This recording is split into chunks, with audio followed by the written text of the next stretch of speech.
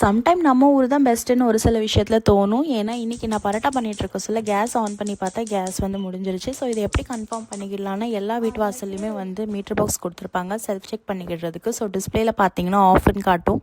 ஆஃப்னு காட்டிச்சுன்னா zero balance ஆகிட்டுன்னு அர்த்தம்.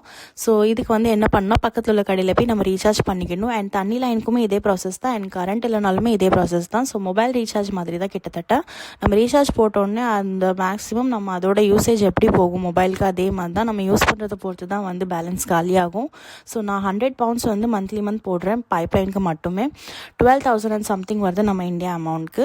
And தண்ணி லைனுக்கு என்னென்னு கேட்டிங்கன்னா வந்து எஸ், இங்கே வந்து 24/7 வந்து தண்ணி வந்து வந்துகிட்டே இருக்கும். தண்ணிக்கு வந்து இந்த ஊரில் பஞ்சமே கிடையாது. ஏன்னா வருஷத்தில் 12 monthsமே ரெய்னி சீசன்னால் வந்து எப்போவுமே தண்ணி இருக்கும். பட் இங்கே வந்து என்ன ஒரு பிரச்சனைனா, இங்கே இருக்க கிளைமேட்க்கு வந்து ஹாட் வாட்டரை தவிர்த்து எந்த தண்ணியும் யூஸ் பண்ண முடியாது.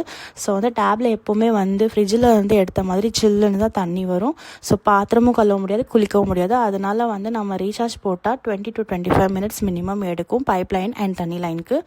ஸோ வந்து அதுக்கப்புறம் தான் வந்து ஹாட் வாட்டர் வர ஸ்டார்ட் ஆகும். இதே ப்ராசஸ் தான் வந்து கரண்ட்டாக இருக்கட்டும், கேஸாக இருக்கட்டும், பைப் லைனாக இருக்கட்டும்.